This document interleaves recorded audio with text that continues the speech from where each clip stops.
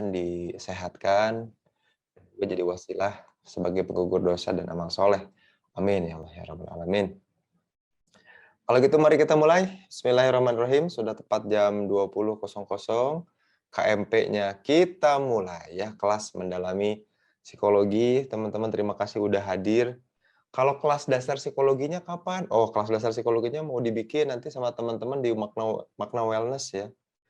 Kelas dasarnya akan 1 minggu full dan udah antriannya udah ada antriannya malah ya untuk ikutannya. Tapi itu yang kelas basic lah. Kita yang mendalaminya, yang advance-nya ya. Nah, self-serving bias ya. Jadi ini yang akan kita bahas lebih dalam dan lebih lanjut. Seperti biasanya sebetulnya istilah-istilah ini memang kalau dalam dunia ilmiah, kalau dalam psikologi itu teman-teman perlu tahu tuh ada istilah namanya eksemplar ya. Eksemplar itu berarti kalau kami di psikologi yang senang-senang baca jurnal itu menyebut eksemplar. Eksemplar itu adalah paper-paper awal atau tulisan awal yang mempublikasi temuan dari sebuah istilah ya. Jadi kalau dulu ada istilah namanya fundamental attribution error. Nah, orang yang pertama kali nyebutin istilah itu, menemukan istilah itu, mempopulerkan istilah itu, dan mempublikasinya pertama kali dalam artikel ilmiah, itu si artikelnya kita sebut sebagai eksemplar. Gitu. Nah, kelanjutannya kita sebut sebagai apa? Kalau nyebutin nomor 2, nomor 3, dan selanjutnya, ya kita sebut sebagai artikel biasa. Gitu. Cuman ketika nyebut eksemplar, maka kita akan merujuk pada pertama kali istilah itu disebut atau dipopulerkan. Misalkan ada istilah lain namanya, misalkan ada sebuah teori namanya self-fulfilling prophecy. Ramalan yang diwujudkan sendiri ya, namanya self-fulfilling prophecy. Nah, self-fulfilling prophecy itu siapa sih yang pertama kali menuliskan itu dalam sebuah teks dan dipublikasi di mana? Itu kita sebut sebagai eksemplar. Nah, gitu ya. Jadi biasanya nanti topik-topik yang akan saya bahas, pastinya akan saya cantumkan, saya share juga eksemplarnya. Siapa tokohnya dan eksemplarnya seperti apa. Supaya nanti kelak kalau teman-teman mau melanjutkan penelitian atau tertarik meneliti itu, tinggal merujuk ke situ. Sisanya pasti merujuk ke nama yang sama ya, si eksemplar itu misalkan gitu. Kayak tadi self-fulfilling prophecy mungkin ke Robert Merton atau Robert Rosenthal ya. Fundamental attribution error kemarin kepada Lee Ross, Nisbet ya, sekarang self-serving bias juga pun ada beberapa. Termasuk kalau ini biasanya kalau saya masukin atau mempublikasi artikel ilmiah itu biasanya kalau saya tuh mewajibkan diri saya untuk minimal mengutip 2 hal. Yang pertama harus ada eksemplar di mana dia dipopulerkan. Yang kedua wajib ada meta-analisis. Meta-analisis itu artikel yang isinya mengumpulkan penelitian-penelitian terkait topik itu. Nah, kebetulan kalau fundamental attribution error belum ada yang serius melakukan meta-analisis ya. Jadi meta-analisis itu dia bikin artikel yang isinya ngumpulin semua jurnal-jurnal atau artikel-artikel hasil-hasil penelitian, dia analisis dalam sebuah satu analisa sendiri. Namanya meta-analisis. Nah, kalau bulan lalu belum ada. Kalau ini ada. Nah, nanti saya cantumkan sekalian di dalam ya. Nah, memang kaidah ilmiah itu menarik ya. Jadi justru melakukan rujukan-rujukan citation ya, sampai sekarang ada software-nya untuk software untuk reference manager istilahnya ya, mengelola referensi. Ada Zotero ya. Ada yang saya sering gunakan Mendeley ya. Sebetulnya itu prinsip-prinsip atau konsep yang diadaptasi dari periwayatan hadis sebetulnya ya. Merujuk ke siapa, urutannya siapa, itu kan menarik tuh. Jadi kadang-kadang kita suka lupa ya, dan dari mana awalnya? Awalnya dari Al-Kindi ya. Al-Kindi yang kemudian nama yang dijadikan nama anak saya. Ada filsuf namanya Al-Kindi, itu kerjaannya itu gara-gara baca bukunya Aristoteles. Aristoteles punya punya buku namanya 10 kategorisasi Aristoteles. Aristoteles tuh dulu sering nantang ke semua orang. Dia bilang gini, sebut aja satu benda atau satu hal atau satu apapun, sebut nama apapun, maka aku akan bisa mengkategorisasikan hal tersebut ke dalam 10 kategorisasi yang aku buat. Gitu. Saking kerennya Aristoteles melakukan empiricism, proses-proses memasukkan sesuatu ke dalam sebuah kategori-kategori. Ya. Itu kemarin dibahas pas saya lagi diundang sama Gemar Api ya. Seru itu komunitasnya, cluttering di cluttering. Nah, tapi kita nggak bahas itu, kita ngomongin langsung self-serving bias. Ya. Apa aja yang bakalan didiskusikan di self-serving bias, teman-teman semua. Yang pertama, ini flashback ya. Barangkali ada yang lupa, atau kalaupun nggak ikutan, nanti bisa tanya ke admin, bisakah rekamannya aku dapatkan atau aku beli ya. Jadi ini dispositional situasional, sesuatu yang sangat fundamental di attribution error, yang kemudian menjadikan definisi dari fundamental attribution error. Kita tuh suka error ya secara alamiah. Errornya tuh kayak gimana? Errornya itu, teman-teman, kalau ngelihat sesuatu, jadinya tuh bawaannya semuanya tuh disposisional. Jadi semuanya tuh menetap. Padahal barangkali yang terjadi adalah situasional ya. Itu yang review flashback bulan lalu. Tapi kalau di SSB, self-serving bias, kita akan bahas yang simple-simple, lebih ringan ya. Kita akan ngomongin soal bedanya error sama bias. Nah, kalau self-serving bias itu bias, teman-teman. Kalau fundamental attribution itu error. Aduh, apa bedanya ya Allah gitu ya? Apa sih bedanya Nah, ini yang mau dijelasin, tenang ya. Saya tuh merasa saya saya paling senang untuk mendefinisikan dan mendudukan sesuatu dengan tepat. Nah, gitu. Itu kegemaran saya. Makanya ketika, wah, aku kayaknya cocok jadi dosen. Gitu ya. Karena senang banget untuk mendudukan sesuatu. Termasuk diferensiasi sesuatu ya. Perbedaan antara satu konsep dengan konsep lain. Itu saya paling senang banget bisa bisa ngebedain. Jadi seolah-olah ada kepuasan tersendiri kalau bisa ngebedain antara satu hal dengan yang lain dengan spesifik dan clear, membuat sesuatu itu betul-betul berbeda ya.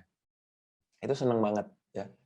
Misalkan beda antara gibah dengan fitnah gitu ya. Apa sih bedanya gitu? Antara iri dengan dengki. Seolah-olah sama, selalu ditempel ya, iri dengki.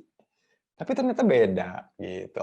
Seru lah. Saya paling seneng kalau kayak gitu. Dan suka menanyakan hal itu dan nggak puas kalau ternyata nggak dikasih. Kok kalau beda kenapa katanya kalau sama aja kenapa katanya beda ya? Pasti ada sesuatu yang membedakan. Nah, ini jadi kita ngomongin nanti error versus bias, lalu definisi dari self-serving itu kayak gimana? Contoh-contohnya seperti apa dan dalam kaidah ilmiah itu dipublikasi dalam bentuk apa? Nah ini yang penting. Penyebabnya kira-kira seperti apa? Atau reason, alasan dibaliknya seperti apa?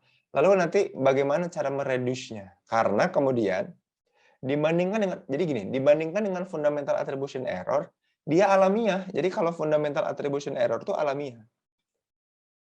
Ya natural lah. Orang-orang tuh pasti ada errornya gitu ya, nggak mungkin benar terus. Kalau errornya disadari kan kita jadi asik gitu. Kayak ngebug gitu ya. Kalau dalam software tuh ya ada ngebug-ngebugnya tuh wajar lah. Nggak mungkin nggak ada bug sama sekali ya. Saya beberapa kali jadi konsultan research di perusahaan-perusahaan IT itu, mereka selalu mengantisipasi bug karena tidak mungkin tidak ada bug. Ya bug itu ada error dalam mekanisme yang terjadi. Nanti reducing self-serving bias-nya akan dibahas.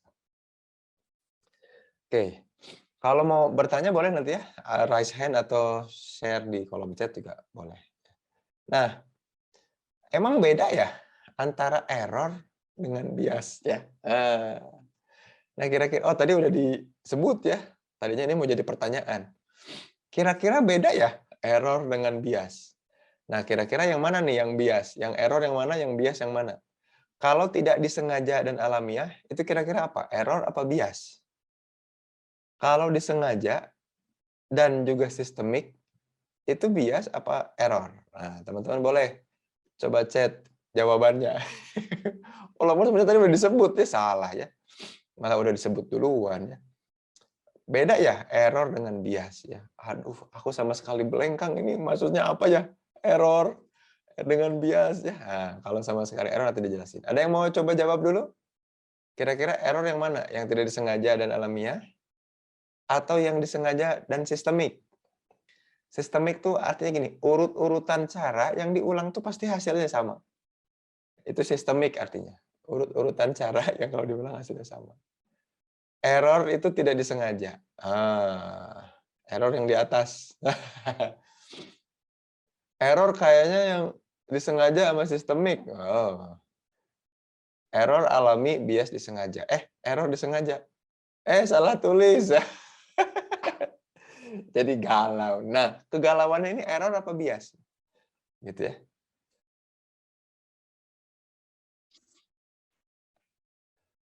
Kalau teman-teman tahu, bias, bias ya. Bias yang mana nih jadinya? Atas error, bawah bias. Oh, kebalik. Berarti atas bias, bawah error gitu ya. Kalau kata Kak Mailan ya. Bias, blast gitu ya. Oke, kita jawab ya. Jadi yang betul, error itu yang atas. Ya. Error itu selalu hal-hal yang tidak disengaja dan itu tuh alamiah. Saya kasih contoh misalkan kejadian hari ini nih. Saya baru nonton berita tadi pagi ketika buka laptop ngerjain sesuatu. Ada kecelakaan. Katanya gara-gara human error ya, kecelakaan mobil nabrak bus pariwisata, nabrak atau menabrakkan diri atau masuk ke dalam rel kereta, ditabrak sama kereta. 5 meninggal ya, innalillahi wa inna ilaihi rajiun ya. Karena diakibatkan oleh katanya human error. Apa itu human error? Katanya sopirnya ngantuk, kelalaiannya gitu. Jadi itu error. Harusnya gimana? Harusnya dia bisa sadar, bisa ngerem dan nggak masuk ke rel kereta gitu ya. Tapi itu nggak sengaja. Kenapa? Karena dia ngantuk, lelah. Lelah itu halnya alamiah. Makanya error itu alamiah. Nah, makanya kemarin di fundamental attribution error, teman-teman, ya. Di fundamental attribution error, kita cenderung error kalau ngelihat atau menilai sesuatu. Jadi kalau menilai sesuatu itu kita cenderung menilainya itu hal itu tuh disposisional, alias menetap pada diri orang. Ih, ya ampun, pemalasnya. Dianggap bahwa pemalas itu sifat yang menetap seumur hidup dan dia tidak mungkin berubah gitu. Itu error. Dan kita alamiahnya akan seperti itu. Kayak gitu ya. Mudah-mudahan kebayang nih sampai sini ya. Itu error gitu. Dan error-error suka terjadi. Saya kasih contoh misalkan jam. Saya ada jam, ada ya. Jam tangan atau jam dinding punya teman-teman. Ini jam. Jam ini kalau memang durasi atau endurance dari baterainya menurun, maka lama-lama jam ini tidak sesuai dan tidak tepat menunjukkan waktunya. Artinya jamnya mulai error. Alah, error nih jam. Atau bukan cuma jam, saya punya apa namanya? Termogan ya. Atau untuk oximeter untuk ngecek saturasi oksigen. Itu kalau ternyata baterainya udah mulai kadaluarsa ya, bukan kadaluarsa, baterainya udah mulai kehilangan endurance-nya, dayanya, staminanya, dia akan error. Alamiah itu. Kesalahan yang alamiah. Gitu ya. Manusia pun kayak gitu, ada kesalahan alamiah. Kesalahan yang membenarkan dong. Salah tapi benar gitu ya jawabannya. Nah, itu error ya. Dan kita mesti paham, makanya bulan lalu kita bulan lalu itu nggak ada bahasan soal bagaimana cara menghadapi fundamental attribution error. Nggak ada subbagian itu saya bahas. Karena kita akan cenderung kayak gitu kok, cenderung akan error. Misal nih ya, misal nih, mudah-mudahan ini ya, ini misal aja. Suatu saat nanti mungkin Dayu, misalnya saya kasih contoh Dayu aja. Dayu akan menemukan someone special someday maybe. Gitu. Dia memperlakukan Dayu dengan sangat baik sekali. Dia orang yang baik banget. Dan Dayu akan berpikir bahwa dia orangnya, memang pada dasarnya orangnya baik. Gitu. Dia nggak tahu bahwa ada situasi yang memang mengharuskan dia baik sama Dayu. Karena belum jadi. Gitu kan ya. Situasinya. Tapi kan kita nggak mikir kayak gitu. Dayu nggak mikir kayak gitu. Dayu bilang, ya ampun, ini lembut dan so sweet banget. cocok jadi calon aku pas jadi suami. Masa kopi kayak gini sih? Belajar apa di Mesir bikin kopi aja nggak bisa? Waduh, kita langsung berpikir, wah ini dia kok jadi pemarah berubah. Karena kita error dari awal, error menilai. Kita pikir sifatnya itu adalah menetap, ya. Dan kita menilai pemarahnya itu juga mestinya situasional ya. Karena barangkali mungkin pagi-pagi lagi masih bangun tidur, masih belum terkumpul sempurna nyawanya, minum kopi yang nggak biasa dia minum, kan gitu ya. Itu kan situasional. Bukan berarti dia pemarah, gitu. Nah, kadang kita error. Nah, itu yang namanya error. Itu bahasan yang bulan lalu, fundamental attribution error. Kalau bias, wah nggak bisa dimaafin kalau bias. Udah salah. Salahnya itu bukan karena hal-hal alamiah. Kalau tadi baterai karena kehilangan atau turunnya endurance. Kalau supir bus tadi karena ngantuk, ya itu faktor alamiah. Dia alamiah dan memang nggak disengaja. Orang nggak ada yang, masa ada yang orang sengajain nabrakin diri ke rel kereta, gitu ya. Masa ada orang yang sengajain marahin seseorang yang baik, cerdas, soleha seperti Dayu, kan gitu ya. Itu kan tidak sengaja dan alamiah. Nah, tapi kan memang kita error. Nah, beda kalau bias. Bias tuh nggak gitu. Kalau teman-teman ingat waktu, jadi saya tuh masih ingat banget dulu sangat kagum dan begitu apa ya namanya tercengang dengan sebuah konsep yang namanya bias ini. Bias ini dulu ditunjukkan oleh guru SD saya namanya Pak Tatang. Pak Tatang itu nunjukin eksperimen di depan kelas. Dia ngambil sebuah gelas transparan yang cukup besar, diisinya air, kemudian dia ambil sebuah tongkat. Dia masukkan ke dalam si tongkat itu beliau masukkan ke dalam gelas. Lalu apa yang terjadi? Gelasnya seperti yang bengkok. Bias cahaya itu ya. Itu menarik tuh menurut saya. Loh, kok di dalam pandangan mata saya itu bengkok? Ini error nih. Tapi bukan error, karena kenapa bukan error? Ya karena mata saya nggak lagi lelah. Ya memang bengkok gitu terlihatnya. Tapi pas dipegang nggak bengkok. Nah, ini apa ini? Dan ini ternyata pembiasan yang disengaja ternyata. Karena ada apa? Ada beda media yang kemudian sesuatu hal itu dipersepsi beda dari seharusnya. Dan itu disengaja akibat apa? Akibat adanya pembiasan cahaya oleh si air itu, benda cair. Jadi lebih bengkok. Gitu. Dia disengaja dan sistemik. Bias. Kaget saya dan nemu, oh kayak gini ya bias ya. Gitu.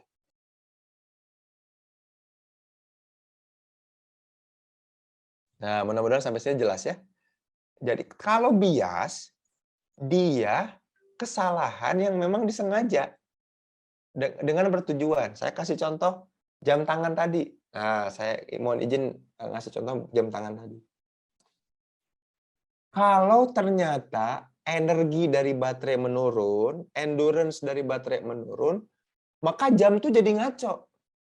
Jamnya jadi lebih lambat dari seharusnya karena dia perputarannya nggak normal. Karena apa? Endurance dari baterainya gitu loh.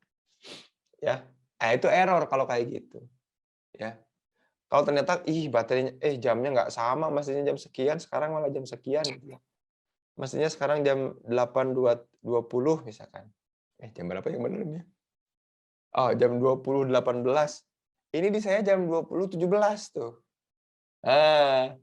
Kenapa kalau di jam laptop saya 20.19, di jam tangan 20.27, beda hampir 8 menit. Kenapa? Karena saya melakukan bias. Kenapa? Bias itu apa? Kesalahan yang disengaja. Saya sengaja ngeset jam tangan ini 8 menit lebih cepat. Bukan karena endurance baterainya. Karena memang sengaja. Itu namanya bias. Gitu, kebayang ya? Ini dari hal simpel ini mudah-mudahan kebayang nih. Jadi nanti teman-teman akan memahami bahwa beda antara fundamental attribution error atau FAE dengan self-serving bias. Kalau attribution error, ya kita nggak sengaja, kita akan alamiah mandang orang tuh semuanya menetap.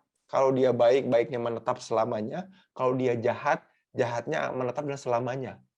Makanya sebetulnya aneh ya, kalau ternyata termasuk juga kepada calon presiden waktu itu. Jadi seolah-olah kalau kita dukung nomor satu, nomor dua tuh salah dan jahat banget. Dan salah dan jahatnya itu menetap. Gitu loh. Terpolarisasi habisnya gara-gara error. Atau kalaupun kita dukung nomor dua, nomor satu tuh seolah-olah jahat dan kurang kurang ajarnya luar biasa. Padahal enggak juga. Itu gara-gara error. Kalau bias, disengaja selalu. Gitu. Selalu bias.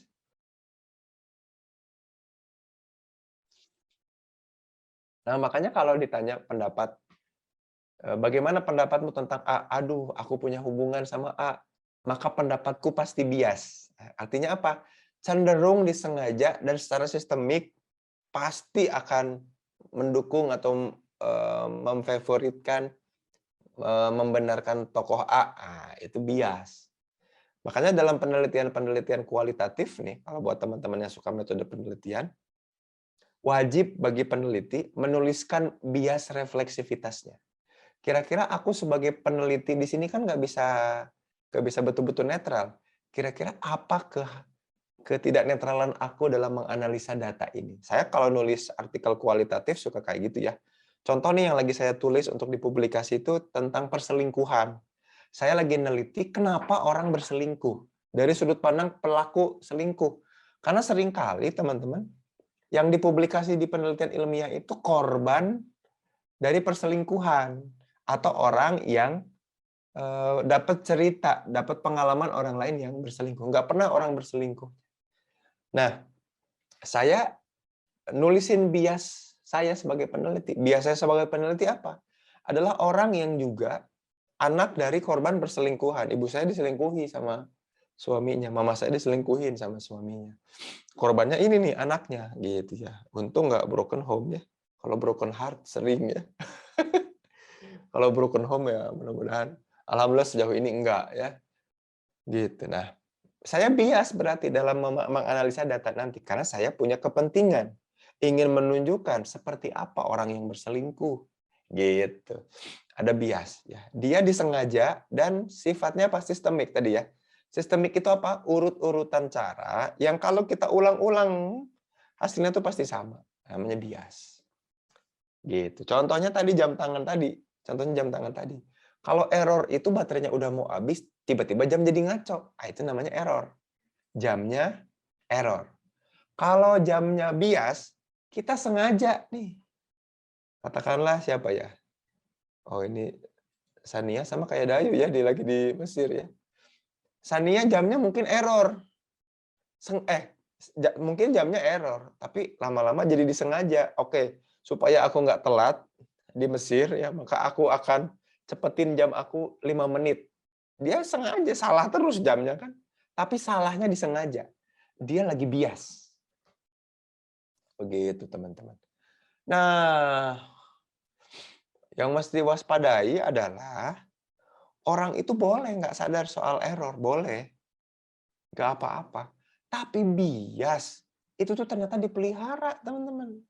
Bias itu ternyata bikin seseorang itu ternyata melukai orang lain. Membuat seseorang melukai bahkan dirinya sendiri. Nah, makanya ini erat kaitannya nanti sama hal-hal atau kasus-kasus yang relasional. Ya. Sampai sini mudah-mudahan jelas ya, terbayang. Kalau belum terbayang boleh barangkali ada yang mau raise hand, mau nanya, boleh banget, silahkan. Adakah yang mau sejauh sini? Atau enggak dulu ya? Oke, oke, ditelan dulu ya. Oke, oke, fine gitu ya. Aman ya? Oke. Kalau aman kita lanjut lagi. Nah, berarti kita udah jelasin bedanya antara error dengan bias ya. Bulan lalu kita masih ngomongin error. Maka human error bisa dimaafkan. Adanya error boleh dimaafkan, nggak masalah ya. Orang karena error ya. Tapi kalau bias harus buru-buru diubah sistemnya. Nggak bisa. Ya makanya ada sistem yang bias gender, kemudian bias apa, itu juga penting, harus dicek ya. Saya kasih contoh gini. Ada sebuah soal ujian yang menunjukkan intelijensi. Jadi saya kemudian diminta untuk menjudge ya, mengexpert judgment sebuah instrumen yang konon dia itu instrumen yang menunjukkan kecerdasan pengetahuan umum masyarakat. Ada soal yang menarik seperti ini. Jadi ya soal yang lain nggak masalah. Soal yang lain nggak masalah. Jadi ada sebuah alat ukur atau metode namanya Rush model yang bisa ngecek item reliability atau alat ukur reliability, kehandalan alat ukurnya, dan juga bisa ngukur person reliability-nya. Jadi dari situ kita bisa ngecek errornya. Si alat ukur ini seberapa tinggi errornya, atau kalaupun bukan alat ukurnya, orangnya. Jadinya saya bisa tahu nih alat ukur psikologis ini bagus apa enggak, dilihat dari dua sisi. Apakah alat ukurnya yang error, atau orangnya yang lagi ngerjain yang error. Nah, enak dia bisa mengukur dua hal itu. Pakai filosofi item response theory, nama alat ukurnya namanya Rush model. Tapi ternyata tetap nih untuk ngecek bias nggak bisa pakai alat ukur ternyata. Gitu. Ternyata kita butuh kejelian. Jadi waktu saya nge-expert judgment alat ukur ini, ada satu pertanyaan yang pasti itu bikin perempuan salah terus dan bikin laki-laki benar terus. Loh, kenapa? Karena soalnya bias gender. Padahal alat ukur ini ngukur keterampilan intelijensi pengetahuan umum.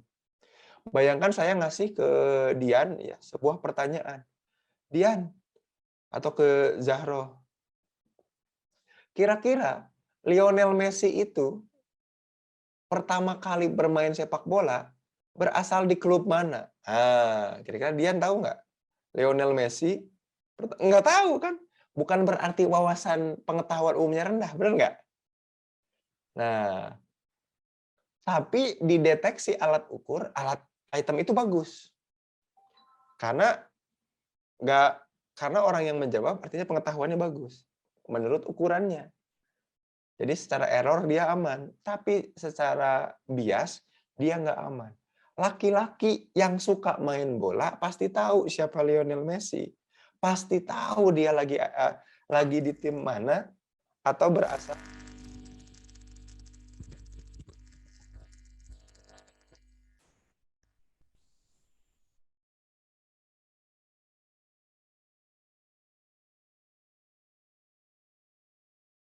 lagi di tim mana atau berasal dari tim mana. Cowok-cowok tahu, maka dia bias gender, gitu ya.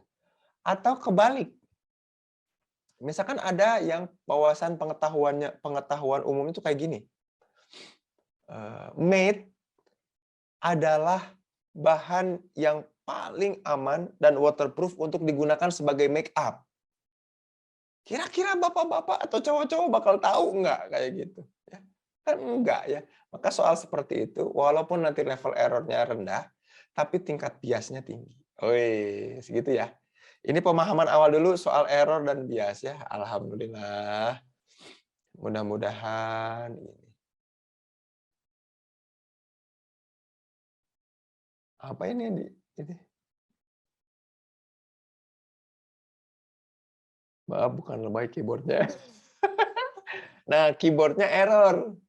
Nih ya, kalau teman-teman lihat di chatnya, betul kata-katanya tepat ya. Keyboardnya error. Karena beliau nggak sengaja. Kecuali disengaja ya. Ada P-nya besar gitu ya.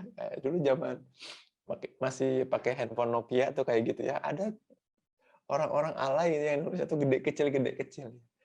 Saya ingat katanya istri saya dulu kayak gitu ya. Si momom tuh kayak gitu.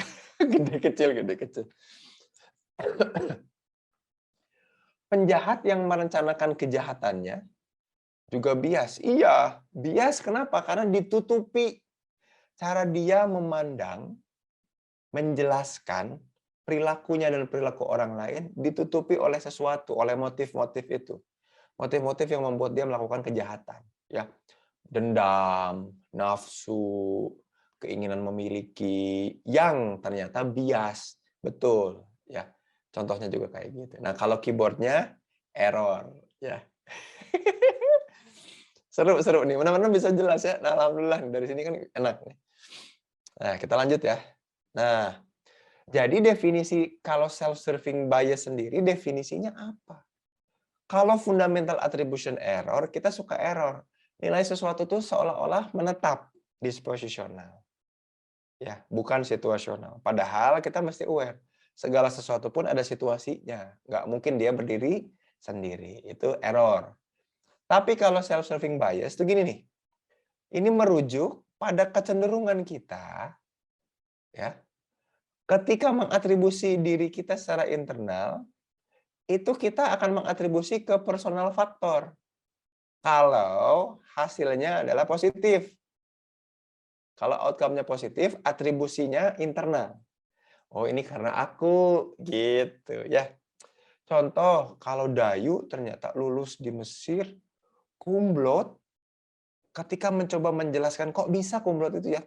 Ya memang ya gimana ya? Ya memang rajin aja. Aku punya kebiasaan rajin gitu. Ya karena aku emang pinter gitu. Kalau apa outcome-nya? Outcome-nya kalau positif. Tapi kalau negatif, maka outcome-nya jadi eksternal. Gitu. Contoh. Dayu sama Sania di Mesir main bulu tangkis. Duh, nggak ada kerjaannya main bulu tangkis yuk, ayo gitu. Udah dapat shuttlecock-nya, punya raketnya masing-masing megang satu. Main bulu tangkis, tiba-tiba Dayu kalah. Dayu akan mencoba menjelaskan kenapa aku kalah. Jadi itu kebutuhan dasar. Kebutuhan dasar kita adalah untuk menjelaskan why. Kenapa perilaku aku begini, kenapa perilaku aku begitu. Dan Dayu kalah dari Sania. Dayu mencoba menjelaskan hal itu. Raketnya nih nggak benar nih. Gitu ya. Kalau Dayu kalah, raketnya nggak benar. Tapi Sania, siapa dulu dong, cocok. Jadi pede malah. Sania jadi pede. Kayaknya aku jadi atlet aja deh. Kayaknya udahan kuliahnya aku mau coba jadi atlet bulu tangkis aja di Mesir. Soalnya kayaknya kontingen Mesir belum ada deh. Di Piala Thomas, Uber gitu ya. Atau mungkin di Olimpiade. Jadi pede. Jadi gini, kalau outcome-nya positif, kita akan bias bahwa itu tuh internal attribute. Gitu. Tapi kalau dia outcome-nya negatif, kita mikir bahwa aduh, ini eksternal. Gitu.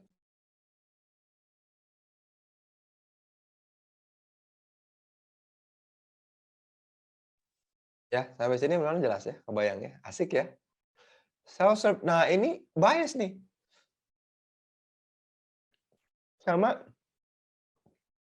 Sama halnya dengan kita tadi ngeset jam tangan supaya dia jauh lebih cepat dari sebelumnya. Kita tahu, tapi kita terbantu dengan cepatnya jam ini. Kebayang nggak? Kebayang ya, gitu ya. Buat Dayu yang kalah, tahu sih, ini memang karena akunya kalah, karena Sania juga memang mainnya lebih baik. Tapi seenggaknya aku tuh bisa make me feel better gitu loh. Kebayang nggak sih? Dengan melakukan bias ini, aku terbantu. Nggak ada orang yang betul-betul kalau kalah atau punya negative outcomes dan dia bilang, ya it's on me. Semuanya kesalahanku.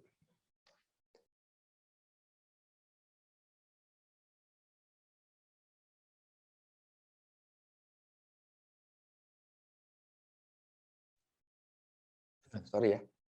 Nah, kayak gitu. Jadi jarang. Makanya dia jadi bias. Kenapa? Karena setiap orang kemudian akan sengaja untuk melakukan hal ini. Jadi hal ini tuh dia sengaja. Dan ini tuh penting loh untuk manusia. Kenapa? Nah, teman-teman yang belajar ini enak ya. Kita mulai bisa aware dan sadar. Manusia aslinya tuh nggak sadar dan ngejadiin ini tuh sebagai error. Ya bukan salah aku, nggak padahal ini kita bisa kontrol.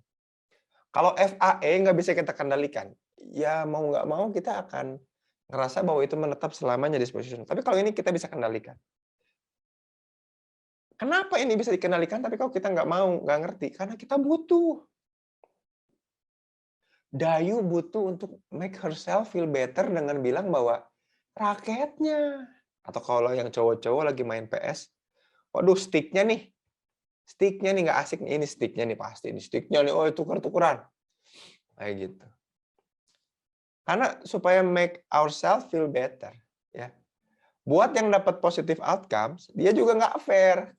Buat Sania yang menang bulu tangkis sama Dayu, Sania akan bilang, gue gitu loh. Walaupun tahu kayak ya memang Dayunya lagi nggak perform well mungkin. Tangannya bekas terkilir memar gara-gara ngerjain tugas malam, atau karena anginnya yang ngarahnya ke arah situ, jadi setiap aku mukul dikit, bawaannya kayak yang smash gitu. Tapi orang nggak mau, lebih milih untuk make ourselves feel better. Ya, itu namanya self-serving bias. Ya. Kalau ada kejadian negatif, kita selalu nyari kambing hitam di luar diri kita. Kambing hitam ya, makanya sebutannya namanya scapegoat atau kambing hitam. Lucu juga sih ya, sebenarnya di budaya kita nggak ada kambing hitam ya. Aduh, jadi inget meme Valentine, bukan budaya kita ya. Budaya kita minjem uang nggak dibayar. Kambing hitam juga bukan budaya kita, teman-teman ya. Kita mengadopsi istilah kambing hitam dari scapegoating. Scapegoating itu budaya yang awam dilakukan oleh orang-orang di Arab Jahiliyah, di Yahudi, Bani Israel juga, Yahudi kuno, juga di Yunani, ketika kemudian akan mengoper atau mendeliver penyakit, biasanya para tabib, pendeta, rahib, itu akan memindahkan si penyakit itu ke sebuah kambing, ke sebuah lagi. Bukan sebuah dong, seekor. Ke seekor kambing, kemudian kambingnya disembelih. Gitu. Biasanya kayak gitu, namanya scapegoating. Nah, kita selalu mencari cara untuk scapegoating. Ya. Dan ini disengaja sama diri kita. Ya. Jadi bias ini bisa jadi positif kayak Sania yang menang. Atau jangan Sania terus lah, kita balikin ya. Besoknya Dayu sama Sania main pingpong sekarang. Bukan bulu tangkis, tapi pingpong. Kayak Abdel sama Desta ya. Petak. Ternyata Dayu yang menang. Karena ini indoor, Dayu bilang gitu. Situasinya udah dikondisiin. Sania, kamu nggak bisa ini nyari alasan. Kalau pingpong kan indoor, no wind, nggak ada angin, gitu ya. Skill, ini soal skill. Siapa yang udah punya skill? Aku, kata Dayu. Tapi kalau kata Seni, ya enggak dong. Ada bat-nya, bat, you know bat? Kayak raketnya gitu. Ini karetnya beda. Karet yang kamu lebih tebal dari bat saya. Oh gitu, tetap aja nyari karet. Scapegoating. Ya. Seru ya. Sampai sini benar-benar paham ya. Tapi orang itu melakukan hal ini itu disengaja. Disengaja, teman-teman. Ini bukan error. Orang tuh nggak alamiah loh. Kenapa nggak alamiah? Karena self-serving bias itu nyuruh kita mikir dulu. Ingat, itu bedanya. Kalau fundamental attribution error, ya, tidak sengaja dan alamiah, kita otomatis dan alamiah menilai dia menetap. Tadi kayak kalau kasusnya jangan Dayu deh, Dian sekarang ya. Dian tuh punya seorang calon dan baik banget. Otomatis kita menilai baiknya itu menetap. Itu otomatis, nggak bisa kita tahan. Kalau yang ini sempat mikir dulu. Jadi baik itu Dayu dan Sania sama-sama mikir nyari alasan, nyari pembenaran untuk attributing tadi. Nah, dan selalu kayak gini, kalau positive outcome buat kita, attributingnya internal. Gue gitu loh. Pantesan ya, aku ngerasa lebih leluas. Wah, pokoknya nyari cara untuk bilang bahwa diri keren.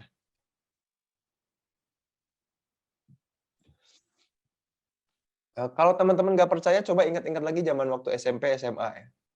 Atau zaman kuliah. Waktu SMP atau SMA, nilai ulangan dibagikan, ya teman-teman kemudian dapat nilai, terus ngebandingin sama sobat terdekatnya, yang secara intelijensi nggak jauh beda. Loh, kok aku dapat nilai 75 sementara kamu 81? Kayaknya ada yang aneh deh. Gitu. Kok gitu sih bilangnya, kok ada yang aneh? Ya, emang nilainya segitu, tapi kita belum terima. Ini bias nih. Kita pengen tahu what's wrong with me and what happened with you. Kebayang nggak? Kebayang nggak? Itu curangnya gitu ya. Kalau ke kita what's wrong with me, kalau ke orang lain what happened with you, gitu loh. Jadi contohnya Dayu sama Sania lagi aja ya. Dayu dapat nilai, loh kok lebih kecil, lebih rendah. Perasaan kita sama-sama belajar, sama-sama sekamar, kampusnya sama-sama. Kok kamu lebih tinggi nilainya? Ya Sania tinggal bilang, ya aku lebih pinter. No, no, no, no, no, no. Nggak bisa kayak gitu dong. Aku nggak bisa nerima. Barangkali soalnya nih. Soalnya bias, ya gitu ya. Kita selalu kayak gini nih. Selalu kayak gini. Self-serving bias. Ih, asik nih. Kayak gitu dan ini dari dulu ya. Selalu melakukan hal ini. Gitu. Sampai sini ada yang mau dikomentari, ditanyakan? Sambil saya lihat-lihat dulu di chat. Boleh ya kalau mau raise hand atau langsung unmute juga boleh, atau mau nanya di kolom chat juga boleh. Oh, ada Feli ya. Kan kalau penjahat suka ngaku hilaf, itu error. Yang suka bilang ada, gimana sih? Kan kalau penjahat ngaku hilaf itu error. Yang suka bilang ada atau semua penjahat pasti bias. Kumaha nih teh?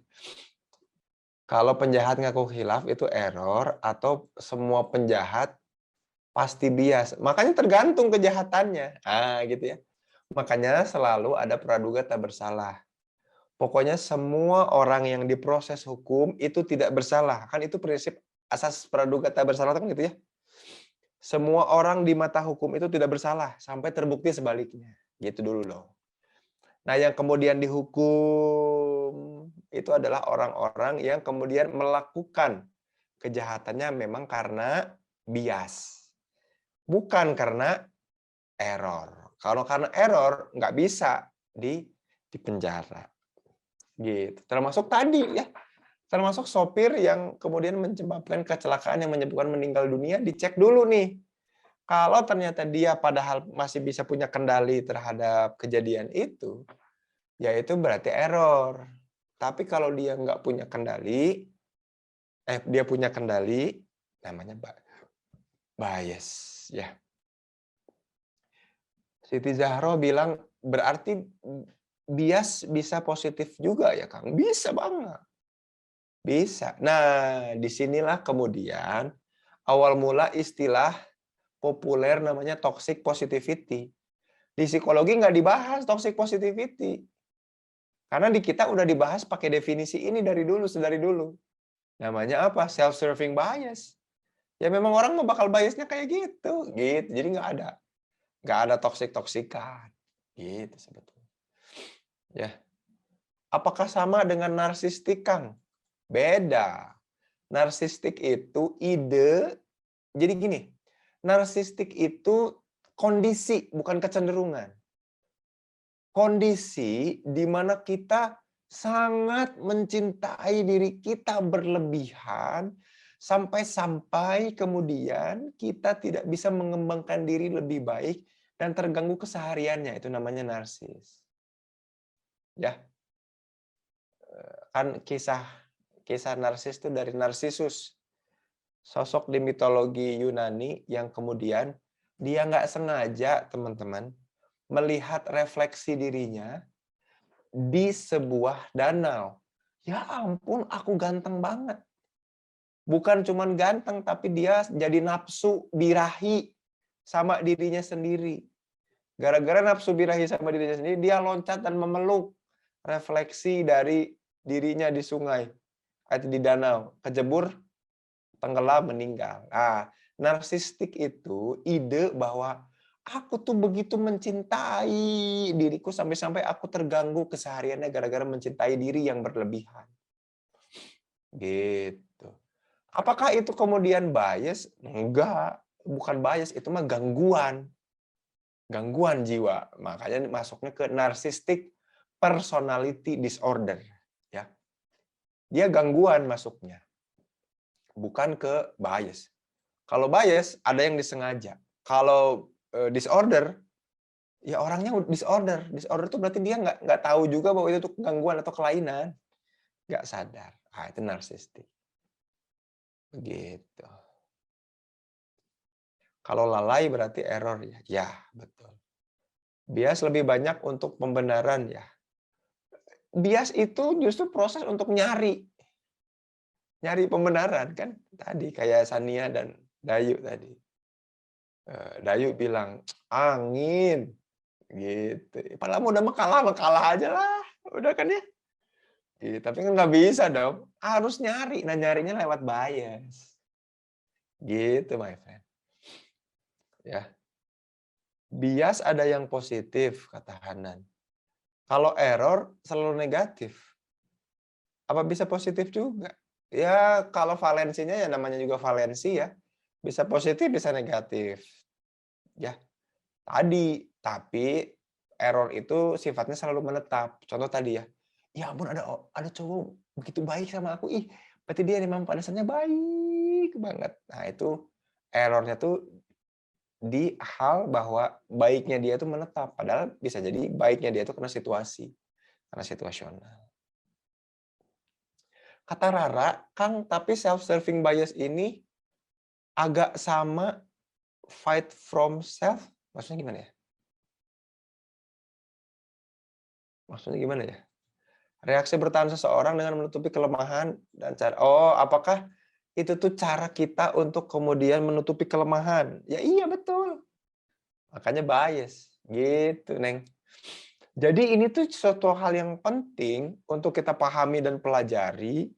Dan sebetulnya jadi dasar, walaupun dia bukan dasar psikologi, tapi ilmu yang lebih mendalam, advance, tersiernya dari psikologi. Tapi kalau kita tahu ini, kita jadi ngerti dan ngeh. Oh ternyata manusia tuh kayak gini mekanismenya, my friend. Bahwa orang itu, dia itu akan cenderung untuk ya serving dirinya. Serve dirinya untuk urusan tertentu. Ya urusannya menutupi itu tadi. Gitu ya. Mantap jiwa ya. Contoh, ini banyak penelitiannya, tapi saya masukin di dunia atlet nih. Kenapa dunia atlet ya? Jadi Steven Zaccaro, De Michel, Alan et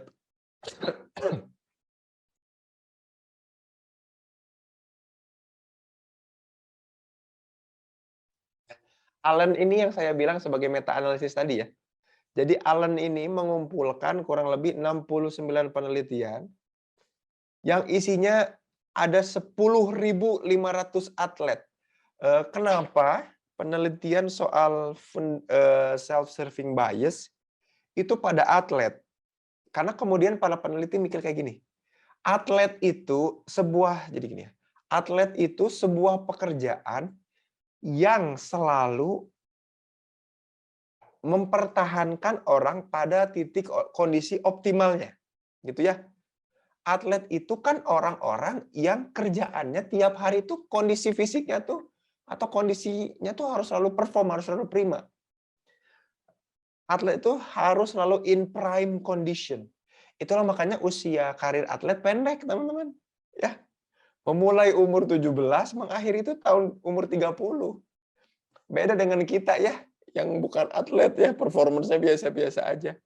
Memulai umur 30 dan tidak pernah berakhir ya barangkali ya gitu. Kalau atlet enggak, makanya atlet mukanya suka udah lebih tua ya. 30-an tuh udah tua banget. Kenapa? Karena memang tubuhnya dipaksa untuk always perform, satu itu. Kenapa alasannya settingnya di penelitiannya di atlet? Yang kedua adalah karena dia paling bisa diukur. Performance aku bagus atau enggaknya ya karena bisa diukur. Gitu. Nah ini menarik nih. Bahkan di dunia atlet, orang pun juga bias. Padahal semestinya dia nggak bias dong. Dia tahu performance yang objektif kayak gimana. Kalau tadi pertandingan antara Dayu dan Sania, ya mereka memang bukan atlet. Memang nggak tiap hari fisiknya harus dalam kondisi siap tempur untuk main pingpong atau bulu tangkis. Enggak. Ya enggak? Maka wajar kalau nyari-nyari bias, ya enggak? Nyari pembenaran atas kejadian yang terjadi pada dirinya, hasil pertandingan. Tapi ternyata atlet itu kan mestinya objektif dong. Mereka ngelatih supaya selalu berada dalam peak performance. Indikator menang kalahnya juga jelas. Tapi ternyata teman-teman, nih penelitian Zaccaro, ya, ternyata mereka more likely, sangat mungkin kecenderungannya tinggi untuk self-serving attribution about their performance. Gitu. Tahun 87 nih, eksemplarnya. Demi-Sel melakukan penelitian di 98 juga sama. More likely to attribute their success internal factor, self-serving bias juga.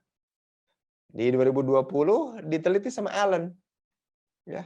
Ternyata apa? Kalau orang itu sukses, dispositional factor dan failure to external factor. Balik lagi, self-serving bias. Bahkan pada orang-orang yang kemudian settingannya settingan objektif, ternyata orang tetap bias alias subjektif juga, nggak bisa objektif. Ya, sampai sini jelas nih bahwa ternyata kalau ada terjadi sesuatu pada diri kita, yang kita cari bukan hikmahnya, yang kita cari bagaimana caranya serving diri kita. Namanya self-serving bias. Kenapa kok self kita di-serving? Make us feel better. Nah, makanya ini ada reason-nya. Kenapa kita melakukan self-serving bias? Tujuannya untuk mengerti diri kita. Niat awalnya loh. Niat awalnya untuk mengerti diri kita. Kan ya, kalau habis ngerjain, loh kenapa nilai aku jelek ya? Tadinya tujuannya buat mengerti kita. Untuk understand ourselves. Kenapa ya lingkungan bisnisku kayak gini? Kenapa sekeluarga aku kayak begini? Kenapa nasibku dan keluargaku begini? Tadinya to understand ourselves. Tapi lama-lama untuk gain atau maintain self esteem karena nggak mau disalahin. Gitu teman-teman. Ya. Makanya oleh para tokoh ini disebut self-serving bias. Bias yang sengaja kita lakukan untuk serve ourselves, untuk make ourselves feel better. Mudah banget untuk nunjukin kesalahan orang, berat untuk nunjukin kesalahan diri. Karena nggak mau disalahin. Pasti cari pembenaran. Ya. Maka itulah yang menyebabkan seseorang melakukan self-serving bias. Ya, niat awalnya tadinya bagus nih, to understand the self. Tapi ketika dia memahami sisi objektifnya ternyata nggak sebaik, nggak make us feel better, ya udah gini aja lah, yang penting mah ini. Yang penting meningkatkan atau minimal mempertahankan pride kita, self-esteem kita, ngasih ego, rasa kepemilikan bahwa ya udahlah ya gue gitu loh. Gitu kira-kira teman-teman. Ya. Makanya pasti bias nyari-nyari pembenaran. Buat yang kemarin bilang aku bohong kuliah di 3 tempat. Sorry, bukan 3 say. Gitu, tapi 4 gitu.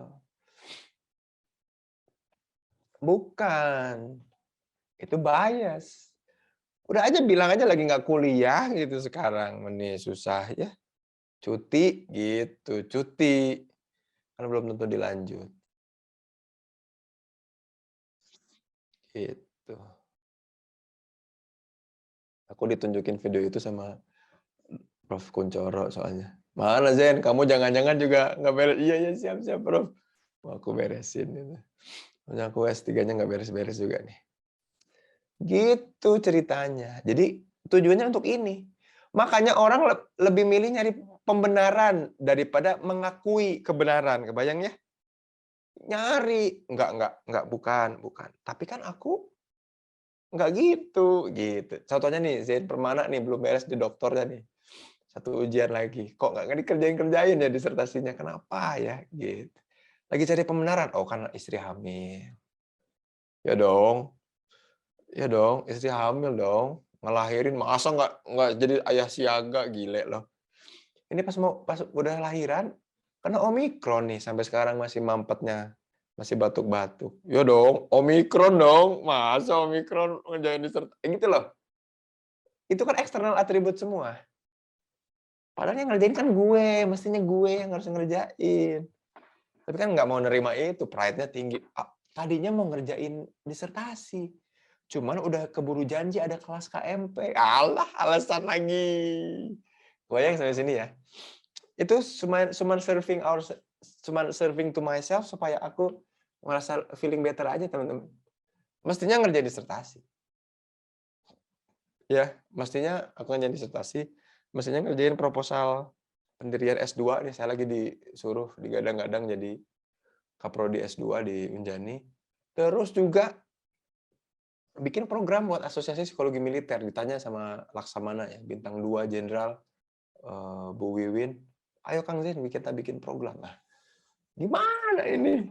Nggak dikerjain-kerjain. Tapi memang situasinya, my friend. Wah, itu bias. Mikir dulu ya, nyari alasan. To make me feel better. Kalau nggak enak. Diri ini gelisah. Nggak mau diri gelisah. Ogah gelisah gue. Gitu. Termasuk juga, padahal kan tinggal bilang ya, iya, aku salah, aku nggak ngerjain disertasi. Ya udahan dulu kita akhiri Zoom meeting ini. Kan gitu kan bisa aja ya. Tapi kan nggak enak dong, masa udah. Contoh ini contoh. Nah, makanya dampaknya apa nih? Dampaknya, nah ini stigma-stigma ini nggak ke orang lain ya, tapi ke diri. Prasangka ke diri, diskriminasi juga ke diri. Tapi yang paling penting itu di atas ini nih, insecure. Jadi di satu kuadran kita akan insecure, di sekuadran lain kita akan mania. Maksudnya gini, kalau self-serving bias-nya kemudian menyalahkan orang, kita jadi mania dan manipulatif. Kalau enggak, kita jadi insecure, rendah diri, dan depresif. Jadi manic and depresif. Orang-orang yang di satu sisi mania, memanipulasi, pengen mempengaruhi, pengen kelihatan banget. Di satu sisi mundur dari society, nggak pengen kelihatan, pengennya ngabisin hidup aja, mati aja kayak gitu. Gawat loh. Yang atas ini nih, soalnya dua ekstrim pilihannya, apakah ke kiri, yang depresif, atau yang manik, mania, yang ke kanan. Itu yang bahaya ya. Salah satu, tapi langsung ekstrim gara-gara self-serving bias. Keseringan bias tanpa kita sadari itu akan bikin kayak begini, teman-teman. Gawat. Gawat banget.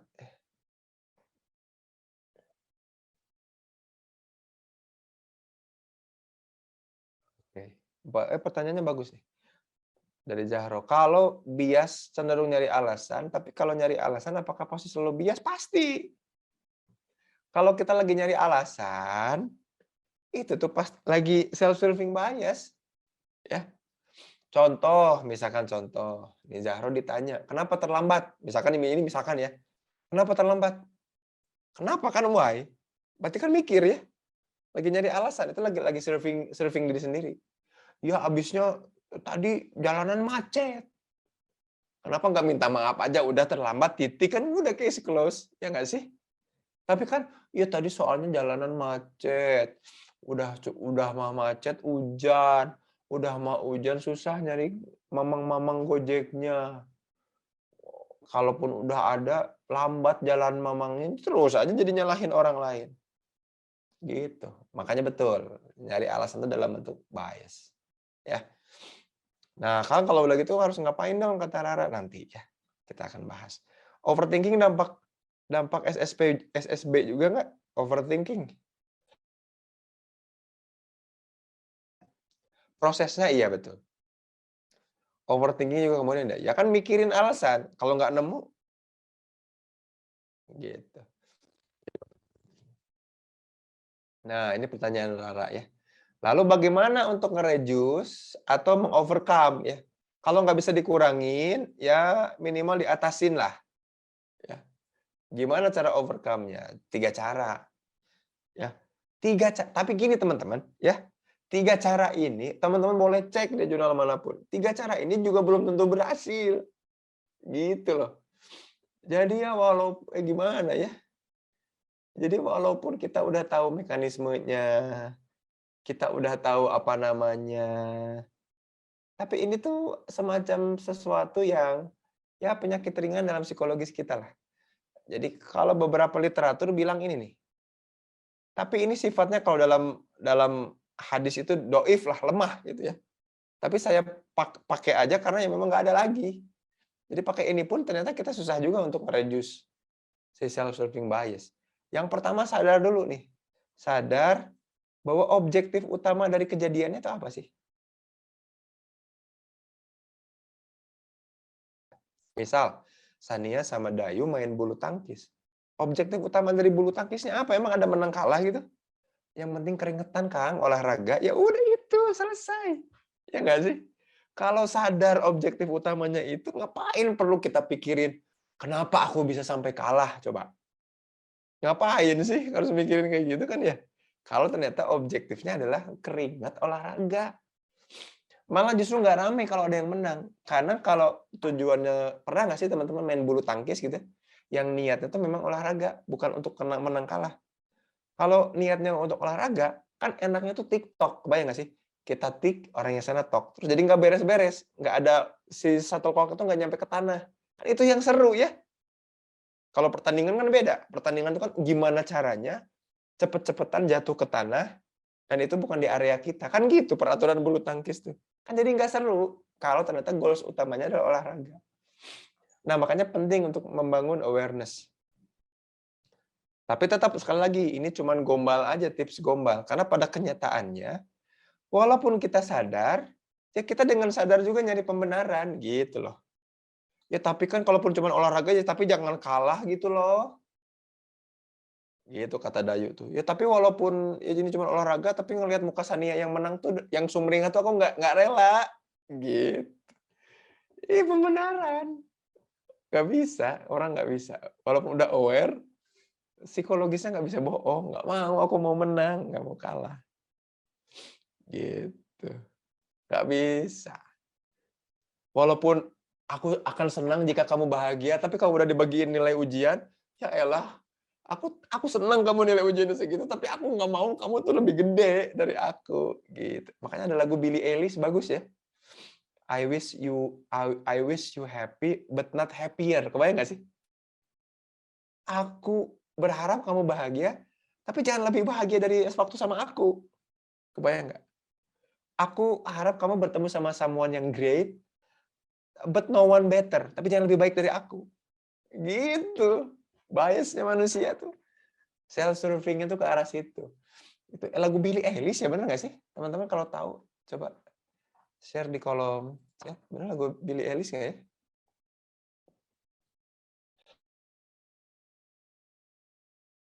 Oh, Olivia Rodrigo, sorry. Bener, Olivia Rodrigo.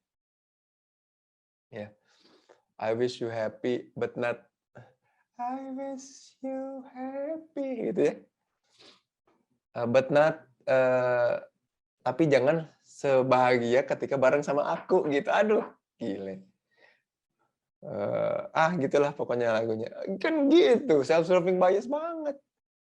Ya, kamu boleh move on, tapi jangan lebih bahagia dari aku. Jangan lebih bahagia dari waktu sama aku, kan gitu pengennya. Serving bias banget, nggak rela kita. Nggak bisa. Oh, lagu kesukaan Dayu.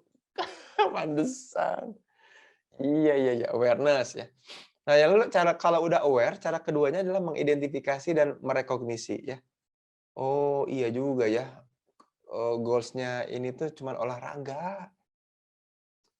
Terus olahraganya dapat, keringatnya dapat, dan oke, aku udah mengenali ciri-cirinya. Ya, identification berhasil, mengenali ciri-cirinya. Sebenarnya udah tuntas tuh di sini. Ya, goals-nya cuma olahraga. Tapi tadi ya, kadang nomor 3 nih, acceptance-nya nggak ada. Jadinya ambiar lagi, balik lagi ke mana? Balik lagi ke self-serving bias. Gitu my friend semua. Ya, jadi kalau ditanya how to reduce it, kita hanya bisa menggunakan ini kalau ke orang lain, teman-teman. Ya, jadi kalau orang lain lagi self-serving bias, kita bisa pandu mereka lewat tools ini. Ya, coba sadari lagi, emang kejadiannya kayak gimana? Yuk identifikasi. Emang goals dari kejadian itu kira-kira apa? Kenapa sampai kok ada kalah dan menang? Gitu. Ya aku sebel sih soalnya pas aku ke kantor tuh dia nggak nyapa duluan. Oke, emang yang harusnya nyapa duluan siapa? Ya dia dong, kalau gue duluan gue kalah, gue gengsi. Oh oke. Emang dalam hal menyapa ada kalah menang? Ah gitu, ajak identifikasi. Kalau kita ngeginiin ke orang lain bisa, my friend. Kalau kitanya enggak. Jadi ini cuma bisa dipakai kalau kita as a counselor atau teman curhat ya. Tapi kalau ke diri kita, oh sorry sorry. Sorry ya, mohon maaf. Kita akan self-serving bias lagi.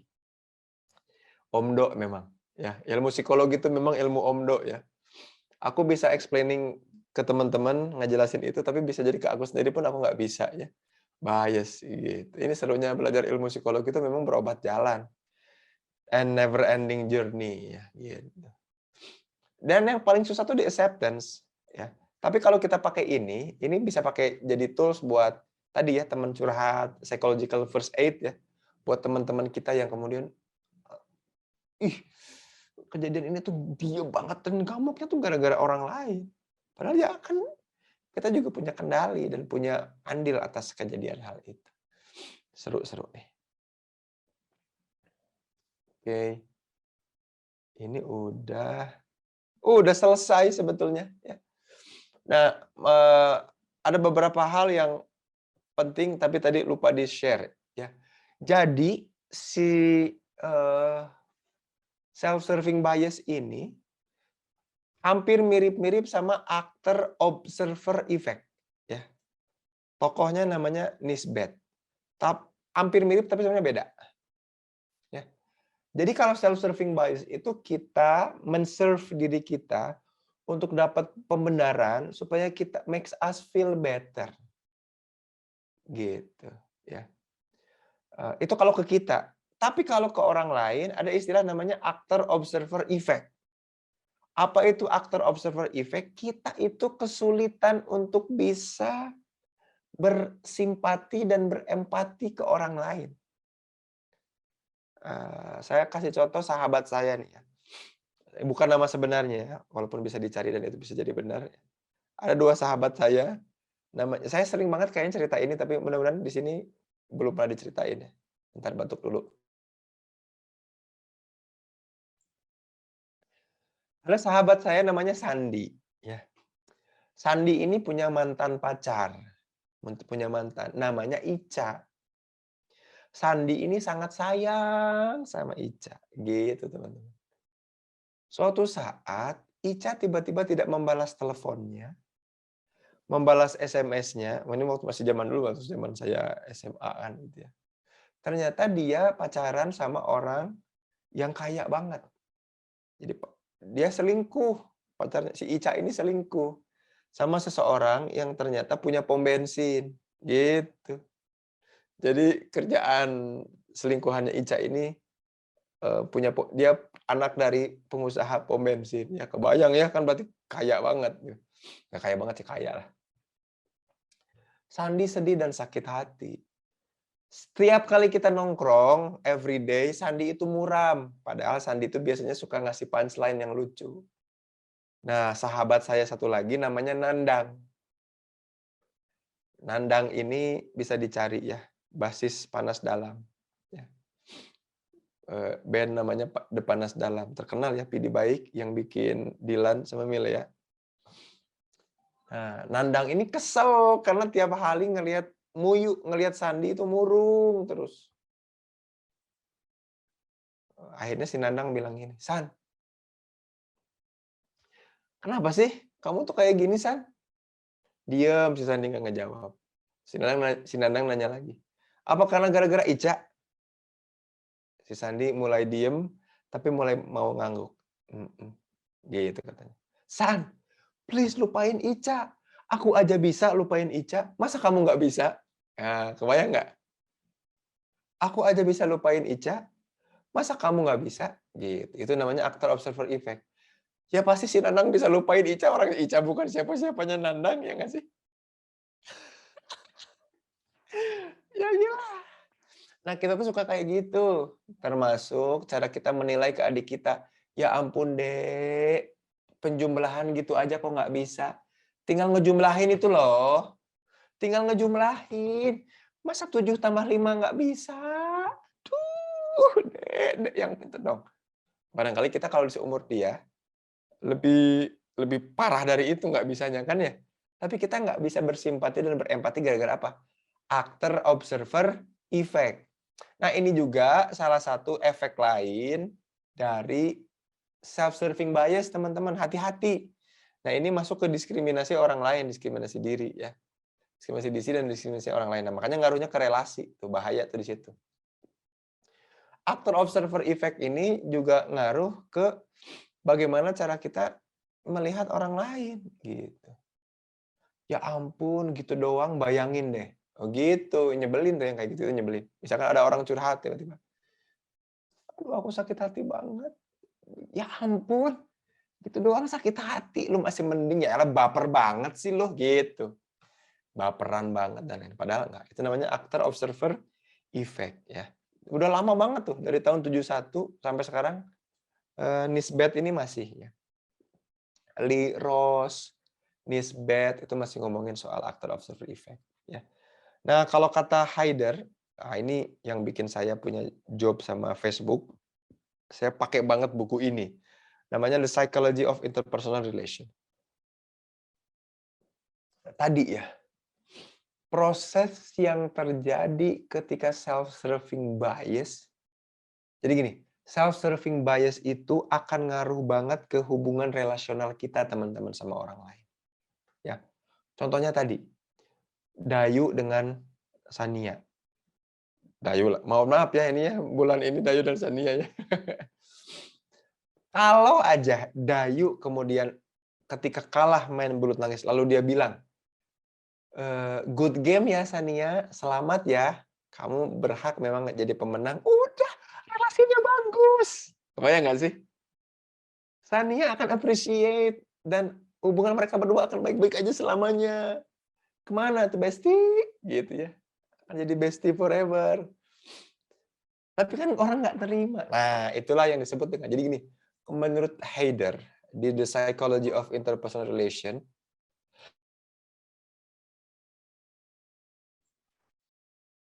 the great antecedent of relational conflict atau interpersonal conflict adalah tadi, self-serving bias.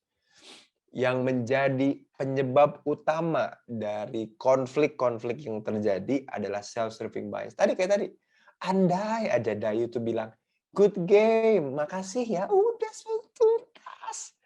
Ya, jadi bestie banget. Kemana tuh bestie? Gitu. Tapi kan nggak kayak gitu. Yang terjadi nggak gitu. Yang terjadi adalah, what happened to me? Why am I losing? Kenapa gua kalah? Nggak bisa, nggak terima. Harus nyari pembenaran nih. Wasit, ini mah wasit. Net, ini mah net. Angin, ini mah angin raket. Kan jadi nggak asik obrolannya. Nah inilah yang kemudian kata Haider itu adalah the antecedents. The core aduh aku lupa istilahnya apa ya. Tapi pakai antecedent, kalimatnya pakai antecedent. Intinya penyebab utama adanya konflik interpersonal tuh dari self-serving bias. Kita lebih memilih serving ourselves dalam bias-bias yang sebenarnya nggak penting-penting amat untuk maintaining our self-esteem. Gitu. Ya. Makanya kalau ada artikel menarik saya masukin walaupun nggak saya bahas di atas, tapi saya pengen teman-teman baca, bahkan relasi ini ngaruh ke climate change. Gitu. Kebayang nggak sih? Gara-gara self-serving bias, gara-gara nyari alasan, ini juga ngaruh ke climate change. Ini mungkin valid banget nih ya kajiannya ya. Minyak, palm oil, minyak, dan keberlangsungan kehidupan lingkungan ya. Tapi ini loh, aduh ya ampun ya Rob ya. Behind the veil of ignorance ya. Kita jadi ignorant karena kita sibuk nyari why, what happened to me, why am I here, why am I doing kayak gitu. Lowenstein sama Wang sama Weber ya. Ini keren banget. Nah, itu teman-teman yang bisa disampaikan di pertemuan kali ini ya. Udah 21.15. Ada waktu 15 menit buat teman-teman sharing, diskusi, ngobrol atau mungkin refleksi ya dari kajian kali ini. Teman-teman jadi mungkin sadar ya. Oh my god, oh my god, oh my god. Termasuk nanti hubungan relasi suami istri teman-teman. Ya, jangan self-serving bias. Hati-hati. Kemarin aku udah mijitin, sekarang masa aku kayak gitu. Hati-hati itu di hubungan rumah tangga tuh self-serving bias. Kalau kita nurunin self-serving bias lewat 3 cara tadi, ya awareness, identification, and recognition, sama acceptance, relasi kita baik-baik aja. Seperti halnya relasi Dayu dan Sania yang baik-baik aja. Sampai Sania tahu ternyata lagu kesukaannya Dayu adalah itu ya, Olivia Rodrigo tadi. Judulnya apa sih? Apa judulnya ya? Itulah ya. Mohon izin bertanya ya. Boleh, boleh. Silakan. Iya. Jadi kalau misalnya kita, saya kan konselor di sekolah ya, di Yap. SMK. Misalnya ada siswa yang dia nunjukin perilaku misalnya sering nggak masuk sekolah, pas jam-jam tertentu dia bolos, kayak gitu. Berarti saya gali dulu, mulai dari perasaannya, persepsinya. Jadi saya bayangin tuh kayak di dalam dia itu kayak gimana, baru saya masuk ke, dengan saya menggali yang di dalam, mungkin saya bisa memahamin kenapa dia melakukan itu gitu ya, kalau dari yang disampaikan sama tadi di materi kayak gitu. Betul banget. Makanya gini, ini bisa kita lakukan ke orang lain ya. Jadi gini, termasuk juga ketika dia ngebangun alasan, membangun narasi tentang kenapa dia bolos ya. Kenapa dia bolos kan bukan jawaban dia bukan alasan dia sebenarnya kan sebetulnya ya. Tapi kita bisa tahu nih, oh apa yang lagi coba dia bangun dan aku lagi memahami bangunannya. Bangunan biasnya kan karena kita tahu dia pasti bias untuk make him or herself better. Begitu. Begitu Kak Risma.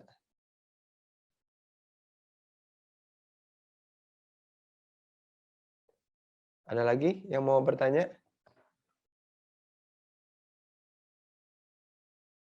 Ini kenapa kayak gitu Kang? Kenapa cuma bisa ke orang lain ya? Ya karena kita bias laginya. Kalau ke kita istilahnya tuh namanya attitude inoculation ya, nggak mempan ya. Kita kan bebal sama diri kita. Gitu. Nggak akan percaya kita sama diri kita tuh. Satu-satunya tempat di mana kita percaya itu ini tokoh namanya Edward Titchener ya bilang kayak gini. Satu-satunya tempat di mana kita percaya sama diri kita adalah ketika kita melakukan sesuatu, berhasil melakukan sesuatu. Sebelum kita melakukan apa-apa, kita nggak akan percaya sama diri kita. Gitu. Yang bisa kita lakukan cuma bisa tadi bias, nyari-nyari cara supaya ya udahlah nggak apa-apa lah kamu ya nggak apa-apa rebahan aja kan lelah ya capek ya udahlah nggak apa-apa ya udah jadi lowering commitment gitu. Ya, memang alamiahnya kayak gitu. Kita akan senantiasa otomatis butuh untuk bisa kalau istilah Sundanya tuh ngebebenjokeun diri, mependek diri. Artinya apa? Self spoil, ngemanjain diri kita dengan kata-kata argumen-argumen alasan. Dari Rahma kan kalau kita dapat pasangan seperti ini, gimana cara agar dia sadar tapi egonya tetap terjaga? Ya balik lagi ke tadi ya, awareness itu ngembaliin ke kejadian ya. Yang juga buat Kak Risma tadi yang sebagai konselor di sekolah ya. Balik lagi ke kejadian. Jadi nggak bisa misalkan kita tiba-tiba ngejudge orangnya kayak gini. Kenapa kamu suka bolos? Nggak bisa tiba-tiba bilang suka bolos. Tapi lihat situasinya kapan. Contoh misalkannya, kenapa hari Rabu tanggal sekian kamu tidak masuk? Ada apa di hari itu? Nah, kayak gitu. Supaya bangkitin awareness. Jadi nggak bisa tiba-tiba, kenapa kamu suka bolos? Ah, siapa yang suka? Orang aku nggak suka kok bolos. Ya sering deh. Enggak kok, nggak sering. Gitu. Jangan sampai kayak gitu. Ya. Nah, kalau punya pasangan seperti itu, atau ngebangun kesadaran, adalah caranya dengan cek kejadian. Balikin ke kejadian yang mau kita tembak sebagai salah satu representasi dari apa yang terjadi gitu. Ya. Berarti kayak gunung es ya. Ya makanya harus disadari nih, kalau enggak kita masuknya di gunung es. Padahal ini bukan jadi self-serving bias ini masuknya di psikologi sosial, bukan di klinis kalau dalam disiplin ilmu psikologi. Artinya dia mestinya bukan sesuatu yang gawat-gawat banget. Tapi kalau kata Haidar ini bahaya gitu. Sampai sekarang masih diamini ya dan masih belum ada betul-betul antidot ya untuk kemudian bisa betul-betul menurunkan si ini. Begitu.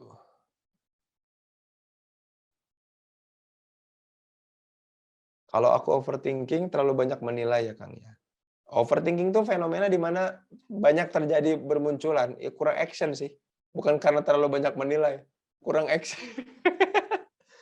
Overthinking mah kurang dikerjain aja. Aduh, disertasi padahal kan udah lah nggak usah dipikirin, dikerjain aja lah. Mestinya. Cuma kan tadi ya self-serving bias, balik lagi. Happier, yes, betul. Kayak di Quran ya? Oh iya, betul surat Al-Baqarah ya. Enggak kok, aku nggak berbuat kesalahan, kan justru aku mau ngebenerin. Ah, itu lagi melakukan pembenaran. Innal ladzina kafaru sawa'un apa ya ayat ya, lupa ya ayatnya. Tapi betul. Betul banget. Jadi ingat lagom yang disedia. Mereka bahagia karena nggak suka nerangin alasan. Iya betul. Betul banget Teh Ririn. Nggak usah punya reason. Gitu. Makanya kalau kata Hubasting dulu, let the reason is you aja lah. Gitu. Nggak usah pakai why lah. Pokoknya and the reason is you aja. Gitu. Oh iya. Jam 11 lewat, Masya Allah. Di mana itu ya? Orang yang suka bias itu kalau kata Ririn, karena dia jarang diterima gitu. Sehingga emang mau diakui atau naruh. Oh enggak deh. Gini ya. Bukan karena orang yang nggak mau diterima. Tapi setiap kita tuh butuh survive. Justru bagian dari survival instinct yang itu alamiah adalah diterima. Sama siapa? Minimal sama diri sendiri. Gitu. Jadi nggak ada hubungannya sama orang diakui atau diterima sama orang lain. Ini mah diakui sama diterima sama diri, gitu. Apakah SSB ini kata Sania bisa diantisipasi dengan rasa bersyukur? Bisa banget. Tapi kemudian beberapa penelitian bilang justru malah gratitude itu adalah upaya atau ciri bahwa kita lagi SSB. Contoh misalkan ya, alhamdulillah ya menang aku. Kamu kalah ya Dayu ya. Alhamdulillah ya aku menang, itu juga SSB. Gitu. Jadi apa ya? Aduh. Positif kan? Tapi positif kan? Iya nggak sih? Positif kan? Tetap positif. Cuman tetap bias. Bias. Jadi mestinya, alhamdulillah ya aku menang. Alhamdulillah tapi aku gitu loh subjeknya. Alhamdulillah ya aku menang. Gitu. Kecuali alhamdulillah di set pertama pada kejadian kan, tapi kan orang nggak bisa serasional itu. Udah aja pokoknya alhamdulillah menang. Ah yes. Terus Dayu bilang, iya alhamdulillah selamat ya. Tapi sampai nggak rela tuh. Gitu. Nggak bisa lepas, tetap nggak bisa lepas. Self-serving bias itu serving us. Dan itu sebetulnya bagus ya. Ada tokoh namanya Kendrick bilang kayak gitu. Salah satu hal yang memang alami pada manusia adalah survive. Dalam hal survive, secara psikologis, manusia itu butuh kemudian untuk mengapresiasi dirinya terus-menerus. Maka dalam rangka mengapresiasi dirinya terus-menerus lah, manusia mencari validasi. Lewat alasan-alasan, lewat postingan-postingan, gitu ya. Memvalidasi dirinya bahwa dirinya itu baik dan better. Nah, terus nanti ditegasin lagi sama Leon Festinger. Tokoh namanya Leon Festinger bilang, iya, ditegasinnya itu adalah dengan cara tadi namanya. Dengan cara social comparison, ngebanding-bandingin sama orang lain. Karena kita butuh keistimewaan diri yang lebih paripurna. Cana katanya begitu. Gitu. Yuk, masih ada waktu 7 menit lagi. Barangkali ada yang mau sharing atau nanya. Nanya dong. Ya, gimana, Fer? Jadi tadi melanjutin yang itu tuh yang pas tadi. Jadi nggak tahu nih aku benar apa enggak. Jadi kalau relasi keluarga tuh ada nih. Kan tadi aku kan bilang diarahin dulu ke kejadiannya kan. Terus dijawabnya tuh ya emang aku tuh kayak gini gitu. Ya kamu dong harus ngertiin aku. Ya emang aku tuh orangnya begitu. Itu tuh self-serving bias nggak sih, Bang? Terus akhirnya kita harus gimana ya supaya apa ya? Supaya aduh nggak gitu mungkin harusnya, atau ya itu tadi biar kitanya tuh tetap inilah sadar, nggak ikut-ikut. Oh mungkin itu benar kali ya yang kayak gitu loh kan. Ketangkep nggak sih Kang maksudnya? Iya, ketangkep. Kadang kan ada orang yang ini kan aku emang kayak gini udah, ya udah terserah orang lain gimana, aku pokoknya kayak gini. Padahal kalau kita lihat dari sisi luar tuh kayak ada yang nggak bener deh ini sikapnya atau dan seterusnya kayak gitu deh. Ya gitu mungkin Nah, jawab. ini yang harus dicek sama kita semua kayak gini cara analisisnya. Kalau kita ngobrol sama orang, terus tiba-tiba orang itu bilang, aduh emang aku mah kayak gitu orangnya. Artinya kita ingat pertemuan yang fundamental attribution error. Dia lagi error tuh.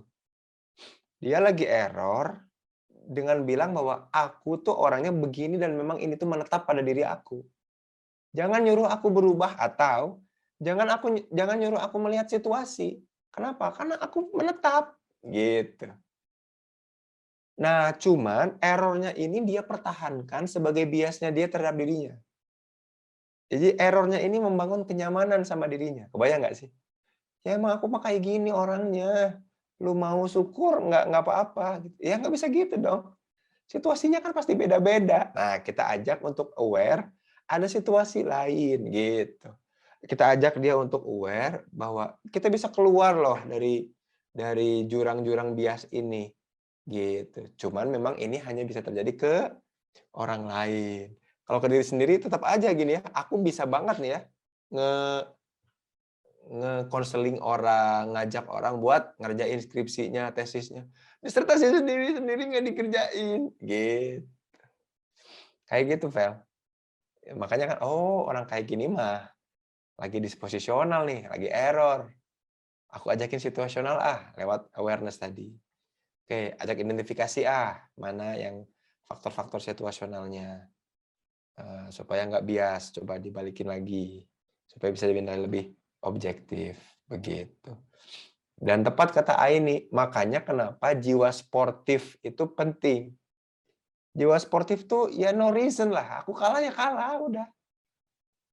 Gitu. Kalau menang ya oke, gitu. Betul. Tapi kan berat lah. Aini juga tahu sendiri kan. Aini ini teman-teman bekerja di dinas sportivitas ya. Urusan olahraga ya. Urusannya sportif. Survive untuk diri betul jadi dasarnya, jadi core-nya. Dan untuk bisa survive itu indikator psikologisnya nerima diri betul. Dan menerima diri dia butuh validasi. Ya, betul. Validasi dengan bikin alasan lewat SSB. Ya. Ya, bukan sekolah sepak bola tapi self-serving bias. Ya, betul alurnya kayak gitu, Dian. Thank you banget. Jadi itu caranya orang ketika self-serving bias ya. Kalau tahu kayak gini menarik ya. Orang atau termasuk diri kita memang paling mudah tuh nyari alasan. Ya. Paling mudah nyari alasan. Selalu dapat alasan. Nggak mungkin nggak dapat. Kita selalu punya alasan. Nah, itu tuh cara kita serving diri kita. Dan itu tuh bias. Kenapa sih nggak bisa nomor 3 langsung tadi? Acceptance aja gitu. Susah, ternyata nggak bisa ya. Susah. Jadi mulai nerima kenapa orang lain nggak mau disalahkan. Terutama saya. Terutama aku ya, terutama diri sendiri. Pasti kita nggak bisa, nggak mau disalahkan. Makanya mendingan jangan dibiasakan untuk membangun reason-nya. Tapi membangun awareness aja. Oke, stop reasoning. Oke. Stop reasoning and start listening. Oke, iya aku salah. Iya. Oke, aku harus ngerjain. Oke. Tuh kan aku jadi terngiang-ngiang disertasi. Oke, aku mau ngerjain. Besok. Besok bilangnya besok lagi. Terus aja besok ya. Aduh. Sip, ada lagi kah yang mau ditanyakan? Dayu sama Sania mau nanya. Dayu sama Sania tuh belajar apa di Mesir sih? Aku yang nanya jadi. Saya jurusan Syariah Islamiyah, Kang, belajar hukum Islam. Kalau Dayu? Dayu belajar teologi Islam, jadi tafsir, hadis sama filsafat dikit-dikit. Wah, mantap. Nanti jadi guru-guru aku ini mah ya. Nanti kita bikin kelas ya, Sania sama Dayu ya. Yang level-level simple aja. Mantap sekali, keren banget nih orang ini. Di Mesir gitu loh.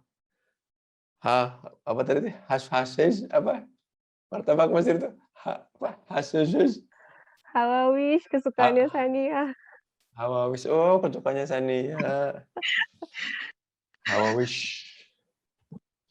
Mantap sekali. Nah, mudah-mudahan cepat selesai ya, berkah bermanfaat buat umatnya. Amin, amin. Amin. Kalau tidak ada lagi karena waktunya Oh iya, sudah maaf 20. mau tanya. Oh ya. Untuk pendaftarannya yang psikologi dasar itu tadi kan di info ada yang udah antri kayak gitu. Mungkin gimana mau caranya biar bisa masuk, soalnya kadang suka terlambat info gitu. Ini nanti aku share itu buat kelas intensif di bulan puasa, bulan Ramadan. Insya Allah menjelang dekat-dekat itulah. Dekat-dekat Ramadan. Jadi kelasnya memang setiap hari, kelas basic psikologi banget ya. Ada apa itu psikologi, skop-skopnya, soal kecerdasan yang basic-basic psikologi itu kecerdasan, emosi, kepribadian, gangguan-gangguan jiwa, sama relasi sama sosial gitu. 6 pertemuan nanti.